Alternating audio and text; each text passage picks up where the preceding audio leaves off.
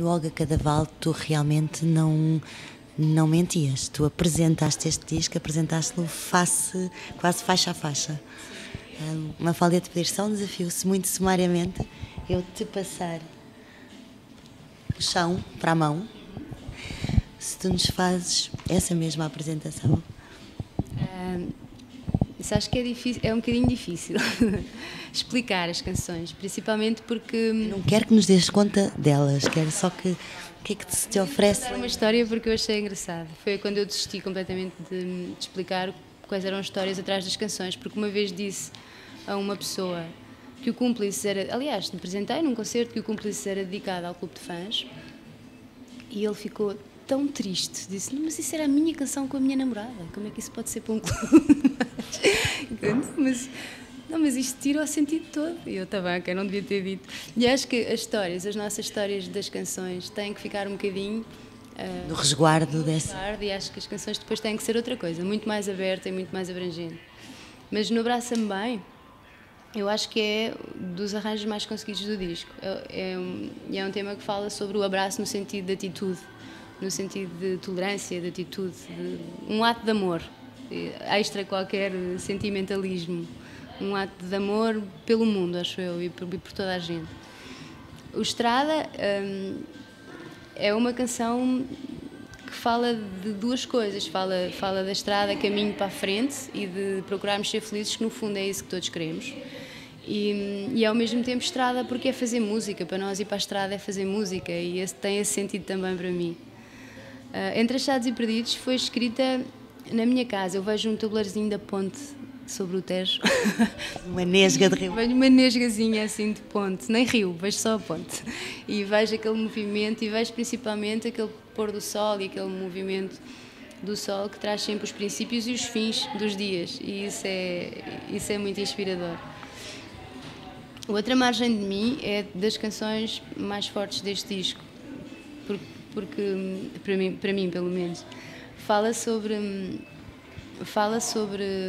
descobrirmos rapidamente o que sentimos e não perdermos muito tempo.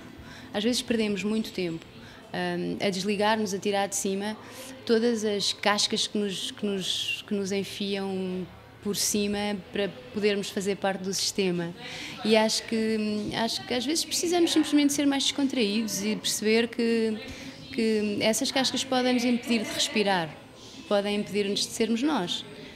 E então acho que é um bocado essa a ideia, eu gosto principalmente desta canção. Depois o Balançar já te expliquei, o Balançar foi mesmo, ok, eu de balanços não percebo nada a não ser do ato de balançar, que é qualquer coisa mais poética do que fazer um balanço. O Antes da Escuridão é mesmo, foi escrita depois do choque de repente tomar consciência de um telejornal. De repente perceber, espera, eu todos os dias vejo isto, mas eu quase nenhum dia me apercebo que estas imagens são tão chocantes. Porque acho que nós estamos muito anestesiados em relação à informação que recebemos e em relação às imagens que entram nas nossas casas a toda a hora.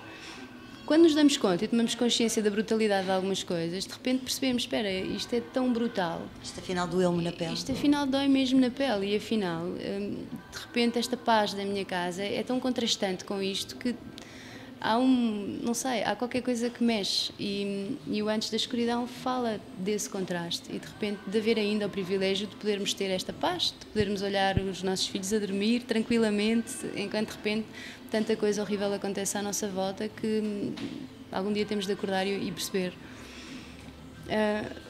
O Precinto é uma canção sobre a noite, talvez, sobre ficar perto, sobre estar perto, é sobre a proximidade com alguém que pressentimos. Eu acho que nos acontece muito pressentir pessoas e de repente isso também faz parte do nosso caminho. Há coisas sentidas e coisas pressentidas e às vezes as pressentidas são igualmente importantes. O Ao Teu Redor tem uma história que é de repente, eu escrevi esta canção. De repente houve um dia que cheguei a casa e desliguei o carro. E desliguei o carro e pensei, ok, há um momento, quando chega a casa e se desliga o carro, há um momento em que nos invade a poesia. Há aqui qualquer coisa. Eu acho que é a transição, de repente, a transição entre tudo, a confusão do mundo, a confusão de tudo lá fora, o momento em que vamos recolher, em que vamos para o nosso espaço. Esse momento de transição, que é vivido por todas as pessoas, um momento do dia, tem uma carga poética descomunal, tem uma carga emocional fortíssima. E dei-me conta daquilo e pensei, sei lá, um monte de amigos meus devem estar neste momento também a desligar o carro e a sentir isto. E escrevi-o ao teu redor, no fundo, a pensar neles, a pensar, há um momento em que as coisas acalmam, estão em sossego e planam, e voltamos, e recolhemos, e temos um silêncio e um espaço que é nosso. E pronto, e foi por isso. O Faz Parte tem também uma história, foi escrito em Braga. Eu fiz algumas canções deste disco lá. Há uma amiga minha que tem uma casa assim na serra, uma casa de pedra, assim, linda. E era a casa do Zé Sarmento, que foi produtor da Cor da Fogueira. E eu conheci, depois o Zé casou com esta minha amiga, ela foi viver para lá. E eu fiquei sempre muito ligada àquele lugar. E tem uma parte de cima da casa que eles chamam, o Zé chamava a casa do piano, e tem lá ainda o piano dele e tudo. E eu gosto de ir para lá muitas vezes e peço à Guida para ir para lá compor às vezes. E levo as minhas coisas, monto lá e fico lá. O Faz Parte tem a ver com ela. Tem a ver com o facto de muitas vezes, sei lá, ser uma amiga com quem eu costumo falar e desabafar sobre as coisas que me acontecem e mesmo que seja muito dramática, ela diz-me sempre, faz parte, isso faz parte, tudo faz parte. Tranquila. Ai, que bom ter amigos assim. É muito bom.